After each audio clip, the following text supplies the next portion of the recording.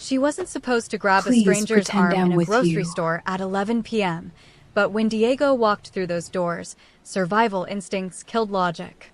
The man she touched went You completely can't just still, walk away dark from eyes this. snapping to hers with the This kind of isn't awareness over. that came I from won't let violence, you go that not easily. safety, and Maya Let's just realized go, she please. might have just made the worst mistake of Stay her close life. to me. He But then won't he hurt did you. something that stopped her heart. He smiled at Diego, slid his arm around her Now, stay waist close like to he me. owned her, and said in a voice cold enough to frost glass, "Keep smiling, because whoever you're running from just realized you're not alone anymore." Diego froze, actually froze, and Maya knew with terrifying certainty that this beautiful stranger was more dangerous than the monster she was hiding from. This is Afro Soul Stories TV, where love is dangerous and protection comes with a price. Subscribe now or you'll regret missing what comes next. The grocery store lights hummed too loud. Maya Santos gripped the handle of her shopping basket until her knuckles whitened. She was supposed to be invisible here, just another tired single mother buying discount cereal and markdown produce at 11 p.m. because that's when the sales happened. Then the automatic doors slid open. Diego. Her ex-boyfriend. Her daughter's father. The man who'd sent her to the hospital twice and flowers a dozen times after. He walked in like he was owed something, eyes scanning the aisles with that familiar predatory focus. Maya's chest constricted. Her throat closed. She looked for the exit, but he was between her and the only way out. The basket slipped from her fingers, clattering against the linoleum. Move. Think. Breathe. Her eyes landed on him, a man standing near the international foods section, reading a label with quiet concentration. Tall, composed, with the kind of stillness that came from control, not calm. East Asian features, expensive casual clothing that didn't belong in a discount grocery store at midnight, dark eyes that seemed to calculate everything. Maya didn't think. She just acted. She crossed to him quickly, pulse hammering, and touched his arm. He turned immediately, reflexes sharp, eyes locking onto hers with startling intensity. "Please," she whispered, voice breaking. "Pretend you're with me." For one terrible second, he didn't respond. Just studied her face like he could read every fear written there. Then Diego's voice cut through the store. "Maya." The stranger's expression shifted. Not dramatica, just a subtle hardening around the eyes, a slight adjustment of his posture. He set down the package he'd been holding and did something Maya didn't expect. He smiled. Not at her. At Diego. It was the kind of smile that carried a warning written in a language only certain men understood. Then he spoke, voice low and measured, with a slight accent she couldn't quite place. "Turn around and look at him like I just said something that made you laugh." Maya forced herself to turn, to smile, to pretend her world wasn't spinning. Diego had stopped mid-aisle, confusion flickering across his face. The stranger stepped closer to Maya, not touching her, but near enough that anyone watching would make assumptions. "Keep breathing," he murmured. "He's deciding whether you're worth the risk." Risk? Of approaching you while you're with someone who looks like they'd make it his last mistake. Diego's jaw tightened. His hands flexed into fists. But he didn't move forward.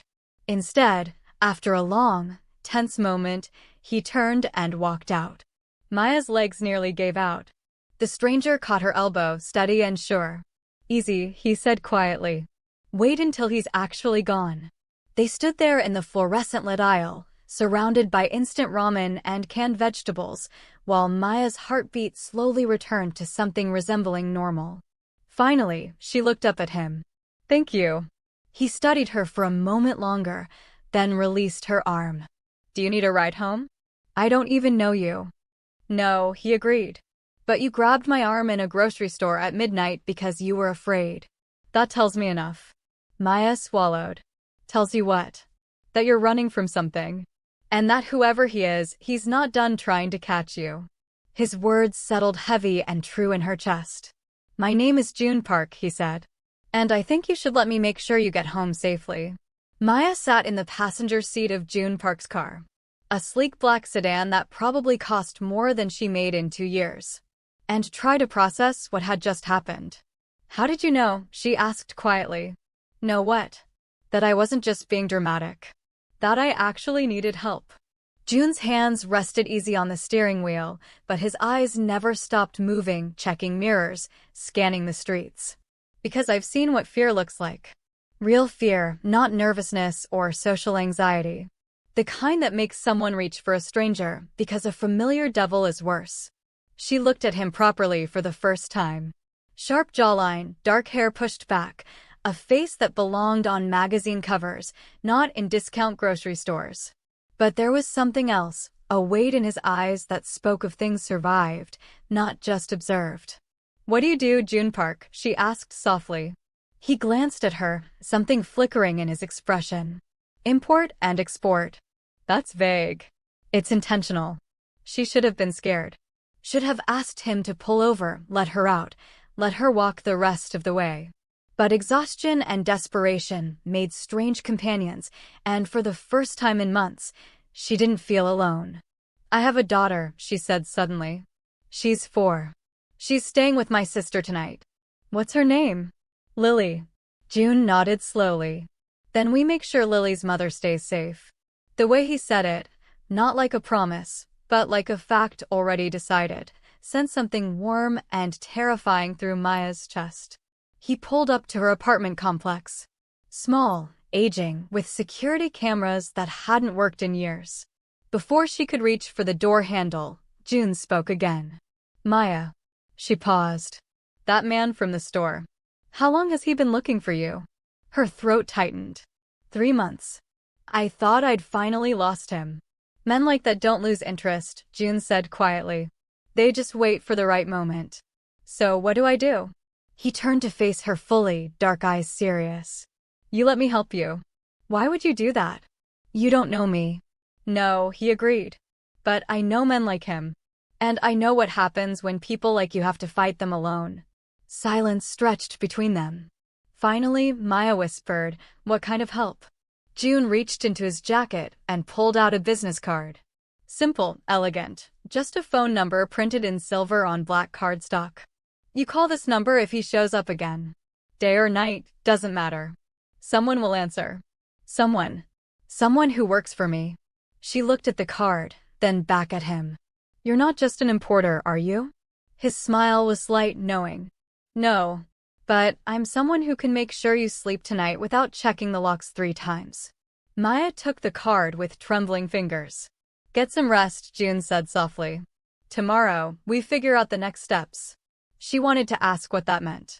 Wanted to ask why he cared, what he wanted in return, whether she was trading one dangerous man for another.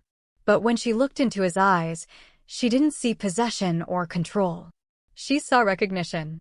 Like he'd once been exactly where she was now. Thank you, she whispered. Jun waited until she was inside the building, door locked, before he drove away. And for the first time in months, Maya slept through the night. The next morning, Maya woke to sunlight streaming through her curtains and the sound of her phone buzzing. Unknown number. Her heart jumped, but when she answered, the voice wasn't Diego's. Miss Santos, my name is Miho. I work with Mr. Park. There's a car outside your building. It will take you wherever you need to go today. Work, your daughter's location, anywhere. No charge, no obligation. Maya pulled back her curtain. Sure enough, a dark gray sedan idled at the curb. This is too much, she breathed. Mr. Park disagrees. There was a pause. He also wanted me to inform you that Diego Ruiz was spotted near your sister's neighborhood last night. Ice flooded Maya's veins. What? He didn't approach the residence. Our people made sure of that. But Mr. Park thought you should know the threat is active. Our people. Like this was an organization, not just one man being kind. Who is Jun Park? Maya whispered. Miho's voice softened slightly. Someone who takes protection seriously. The car will wait as long as you need, Miss Santos. He hung up. Maya stood frozen in her tiny apartment, card clutched in her hand, mind racing. She should refuse. Should insist on handling this herself, the way she'd handled everything else. But Lily. God, Lily. She made the call. The car took her to a building she'd passed 100 times but never entered, a renovated warehouse in the arts district, all exposed brick and floor-to-ceiling windows. The kind of place that screamed money and taste. Miho met her at the entrance. Young, sharp-dressed, with the bearing of someone trained for more than driving cars. "Mr. Park is upstairs," he said simply. Maya followed him up industrial stairs to a loft space that looked like it belonged in an architecture magazine. Minimal furniture, expensive art, a view of the city that made her breath catch. Jun stood by the windows, phone to his ear, speaking rapid Korean. When he saw her, he ended the call immediately. "Maya, thank you for coming. You had someone watching my sister's house." "I did. Without asking me." "Yes." No apology, just acknowledgement. She should have been angry. Should have felt violated. But all she felt was relief.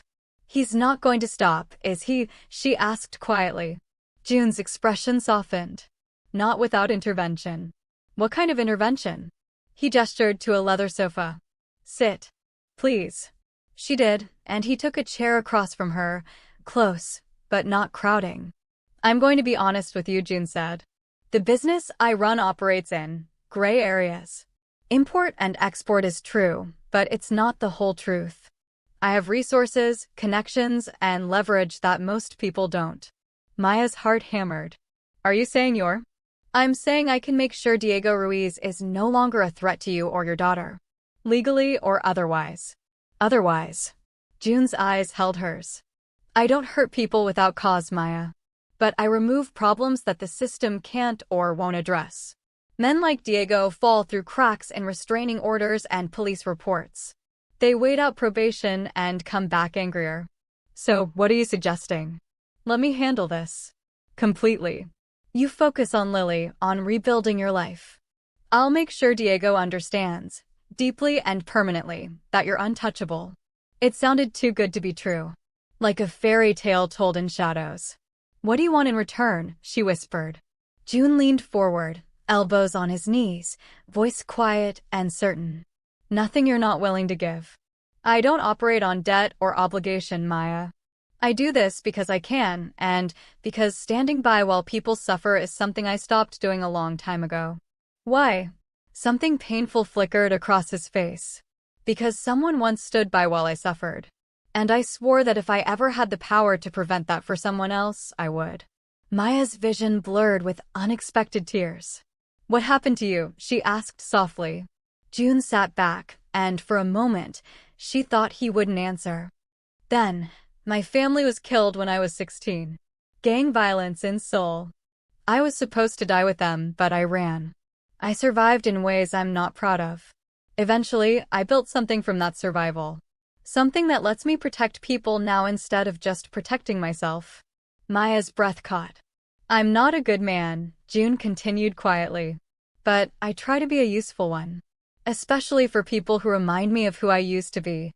And I remind you?" His eyes met hers, dark and honest. "You remind me of someone fighting to survive with everything stacked against them. And you remind me that sometimes the difference between giving up and holding on is whether someone shows up when it matters." Silence settled between them, heavy with understanding. Finally, Maya whispered, "Okay. Okay. Help me. Please. I can't do this alone anymore." Jun nodded slowly. "Then you won't have to." Over the next 2 weeks, Maya's life transformed in ways both subtle and profound. Diego disappeared. Not mysteriously, Jun made sure it was clean and legal. Restraining order upgraded with evidence Maya didn't know existed. Job transfer to another state that Diego couldn't refuse. Bank accounts frozen pending investigation into financial harassment. Jun moved pieces on a chessboard Maya couldn't fully see, and Diego simply left. But more than that, Maya found herself in Jun's orbit in ways she hadn't expected.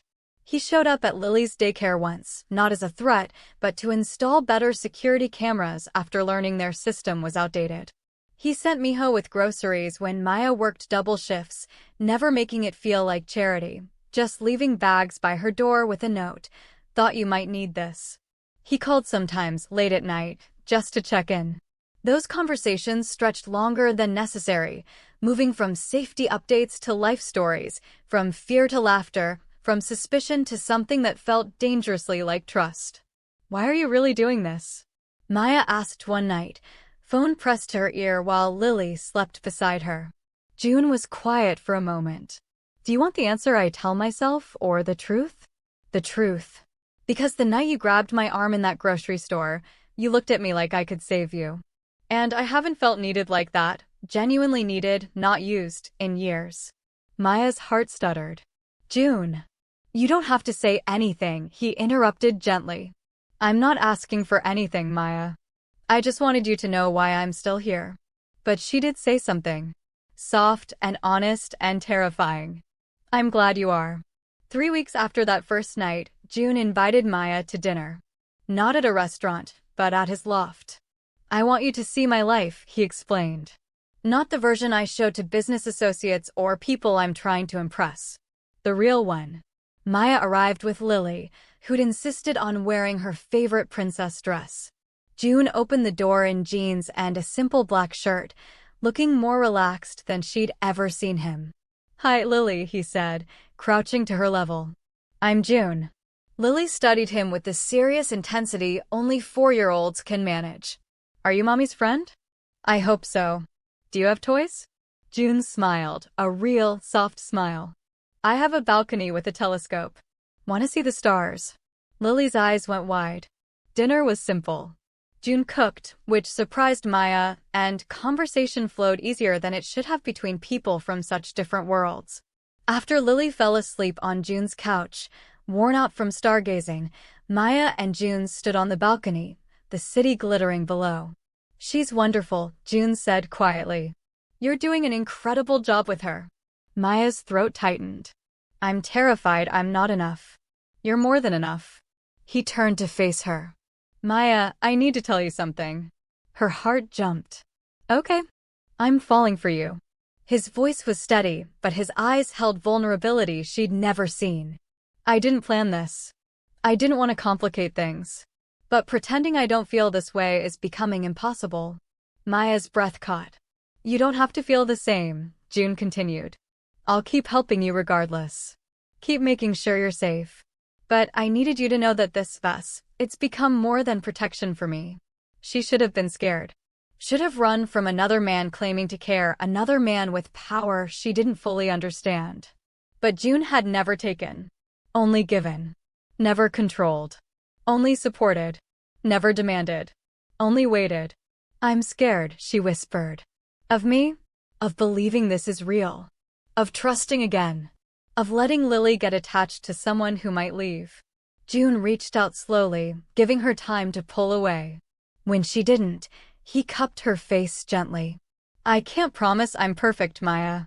I can't promise this will be easy. But I can promise I'm not going anywhere unless you ask me to. And I will never, ever hurt you or Lily." Tears slid down Maya's cheeks. "How do you know?" "Because I spent years learning what it feels like to be hurt. And I'd rather die than become someone who makes another person feel that way." Maya closed the distance between them, resting her forehead against his chest. June's arms came around her, careful, protective, tender. "I'm falling too," she whispered. "And it's terrifying." "I know." His voice rumbled against her ear. "But we'll figure it out together." 6 months later, Maya stood in June's loft, their loft now, watching sunrise paint the city gold. Lily played with blocks in her new room, chattering to herself about dragons and princesses. June was at the stove making breakfast, humming something in Korean. Diego was gone. Truly, completely gone. Working 3 states away with legal restrictions that would last years. But more than that, Maya had found something she'd stopped believing existed. Peace. Safety. Love that didn't ask her to shrink or hide or survive. Love that said, "You're enough exactly as you are." June appeared behind her, wrapping his arms around her waist. "What are you thinking about?" She leaned back against him. "How different my life looks now." "Better. So much better it scares me sometimes." He pressed a kiss to her temple. "You know what I think?" "What?" "I think you were always strong enough to survive. You just needed someone to remind you that you deserve more than survival. Maya turned in his arms, looking up at the man who'd walked into her nightmare and stayed through her healing. "Thank you," she whispered, "for showing up when I needed you." Jun smiled, soft and certain. "Thank you for letting me stay." Outside, the city woke to another day. But inside, Maya finally, truly felt home. If this story moved you, if you felt the fear, the protection, and the unexpected love blooming in midnight grocery stores and dangerous choices, then don't leave yet. Subscribe to St. Tala Love Lines, where love is dangerous, addictive, emotional, and impossible to forget. Drop a comment. Should Maya and Jun get a sequel? Would you trust a man with a dangerous past if he promised to protect your future? Asterisk. Your comments help choose what story comes next. Team trust him or team protect your heart at all costs? And if you want more forbidden, slow burn romance with dark protectors and dangerously soft love, hit subscribe, turn on notifications, join the St. Tala Love Lines family. Asterisk because this is only the beginning.